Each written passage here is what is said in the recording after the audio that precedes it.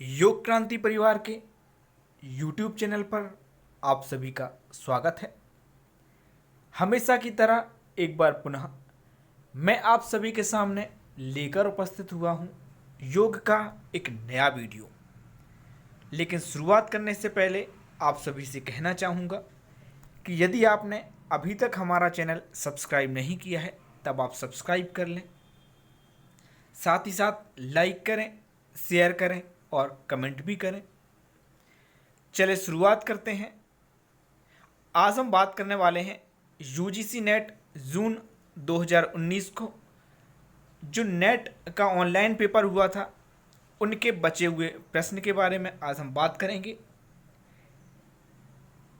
अभी तक मैं 60 प्रश्न करवा चुका हूं। आज मैं 61 नंबर प्रश्न से चालू करूंगा और 70 नंबर तक आपको बताऊंगा। यदि आपने पुराने वीडियो नहीं देखे हैं तब आप देख लीजिए। योग में आने वाली वैकेंसी की जानकारी, लेटेस्ट अपडेट और सारी जानकारी आपको हमारे माध्यम से मिलती रहती है, इसलिए सब्सक्राइब जरूर कर लें, लाइक शेयर और कमेंट भी करें। चलिए शुरुआत करते हैं।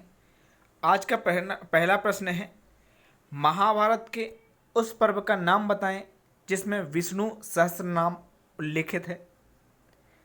आपको उस पर्व का नाम बताना है। आपको मालूम ही होगा महाभारत में बहुत सारे पर्व बताए गए हैं। इनमें से विष्णु का सहस्त्र नाम कहाँ पर उल्लेख किया गया है? ऑप्शन है भीष्म पर्व, आदि पर्व, शांति पर्व और द्रोण पर्व। तो यहाँ पर जो आपका आंसर होगा वो होगा भीष्म पर्व। आप देख सकते हैं। यदि आपको यूजीसी नेट के नोट्स चाहिए हो तब आप नोट्स हमसे ले सकते हैं। नोट्स के लिए आपको हमारे व्हाट्सएप नंबर 9754089991 पर व्हाट्सएप करना होगा। आपको सारे नोट्स अवेलेबल हैं, आपको मिल जाएंगे। लेकिन ध्यान रखें, नोट्स फ्री नहीं है। नोट्स का कुछ शुल्क आपको देना पड़ेगा, तभी आपको नोट्स मिलेंगे। इस बात का ध्यान रखें। हमारे नोट्स की एक खासियत भी है, ऑब्जेक्टिव टाइप हमारे नोट्स नहीं हैं और बहुत ज़्यादा लेंदी नहीं है। एक एक लाइन में आपको आंसर मिलता है, यह खासियत है हमारे नोट्स की। चलिए देख लेते हैं अगला प्रश्न। निम्नलिखित में से क्या क्या सूक्ष्म पोषक तत्व हैं?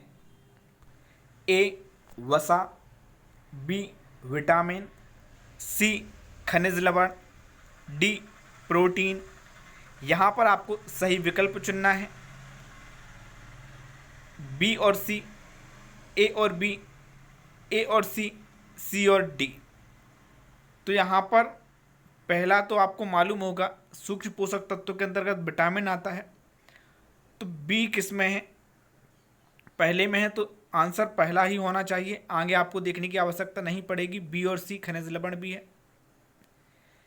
अगला प्रश्न, सूची 1 को सूची 2 से सम्मिलित कीजिए। श्यामाचरण लाहिड़ी, कृष्णमाचार्य, महर्षि महेश योगी, राम शर्मा आचार्य, इनमें से किसने कौन सा योग दिया है ये आपको बताना है। प्रज्ञा योग, भावातीत ध्यान, विन्यास योग, क्रिया योग।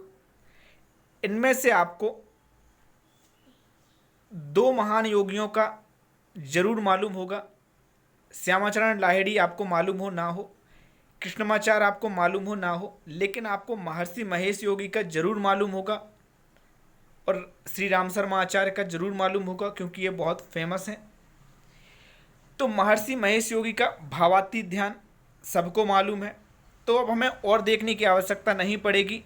आप देख लीजिए महर्षि महेश योगी कहाँ पर है, थर्ड का सेकेंड। तो यहाँ सही विकल्प चुनिए में देखिए।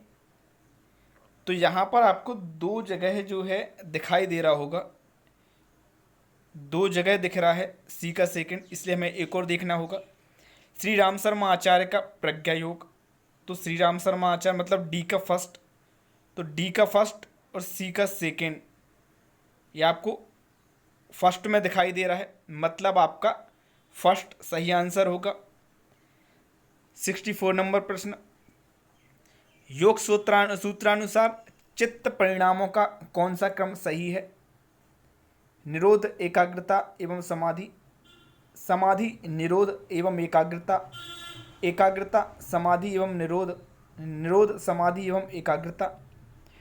तो यहाँ पर आपको पढ़ने की भी आवश्यकता नहीं, क्योंकि योग सूत्र बहुत आप सभी ने पढ़ा होगा।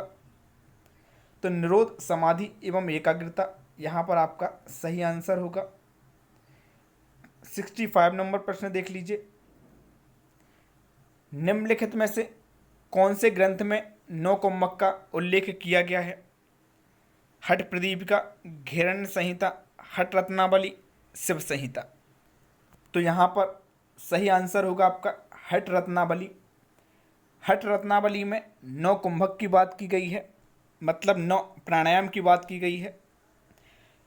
यदि आपके पास नोट्स नहीं है तो आप ले सकते हैं, मैं आपको पहले ही बता चुका हूँ, उनमें सब कुछ आपको मिल जाएगा।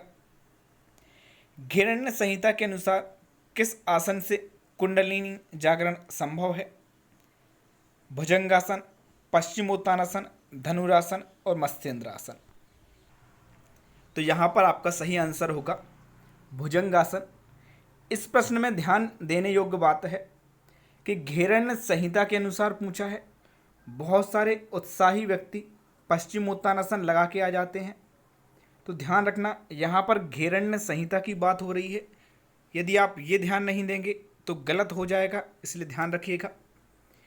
अब आता है सूची 1 को सूची 2 से सुमेलित कीजिए।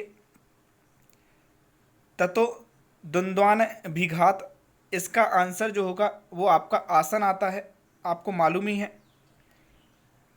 तो आपको आसन पहले का फोर्थ कहाँ दिया गया है? पहले का फोर्थ ये आप देख ही पा रहे होंगे। तो एक से ही हमें क्लियर हो गया, क्योंकि पहले का फोर्थ सिर्फ एक ही जगह दिया है, मतलब फोर्थ नंबर आपका आंसर सही होगा। अगला प्रश्न है, मुंडोपनिषद में ईश्वर के सिर की किससे तुलना की गई है? अग्निवेद से, ज्ञान से, वृद्धि से। तो आंसर है अग्नि। सिद्ध सिद्धांत पद्धति में प्राणायाम के कितने प्रकारों का उल्लेख किया गया है? 9, 4, 8, 6। तो यहाँ सही आंसर होगा 4। सिद्ध सिद्धांत पद्धति में प्राणायाम के 4 प्रकारों की बात की गई है। अंतिम प्रश्न है आज का, सूची 1 को सूची 2 से सुमेलित कीजिए। यौगिक सूक्ष्म व्यायाम, भावातीत ध्यान, सविता की ध्यान धारणा, चक्रीय ध्यान, योग निद्रा। दूसरा है महर्षि महेश योगी, देव संस्कृति विश्वविद्यालय, स्वामी धीरेन्द्र ब्रह्मचारी, एस व्यासा और बिहार योग विद्यालय। तो इस बात का ध्यान रखना है, यदि हमें ज़्यादा कुछ नहीं आता, मैंने आपको बताया था, तो अभी हमने महर्षि महेश योगी के बारे में जाना था कि भावातीत ध्यान उन्हीं का है। दूसरा, आपको यहाँ यौगिक सूक्ष्म व्यायाम दिख रहे होंगे, तो यौगिक सूक्ष्म व्यायाम स्वामी धीरेन्द्र ब्रह्मचारी से संबंधित है, आप सभी को मालूम है। केंद्रीय विद्यालय में इसका एक सिलेबस भी है। केंद्रीय विद्यालय का जो NCERT द्वारा सिलेबस जारी किया गया है, इसमें 48 प्रकार के सूक्ष्म व्यायाम बताए गए हैं, जो कि धीरेन्द्र ब्रह्मचारी के द्वारा जारी किए गए थे। तो यहाँ ज़्यादा कुछ नहीं देखना, हमें देखना है पहले का तीसरा। पहले का तीसरा कहाँ पर है? ए का थर्ड यहाँ एक ही जगह है, मतलब 3 नंबर पे, तो वही आपका सही आंसर हो जाएगा। आज हमने 61 से लेकर 70 तक प्रश्न देख लिए। आगे आने वाले वीडियो में आगे के प्रश्न देख लेंगे। अभी के लिए बस इतना ही। धन्यवाद।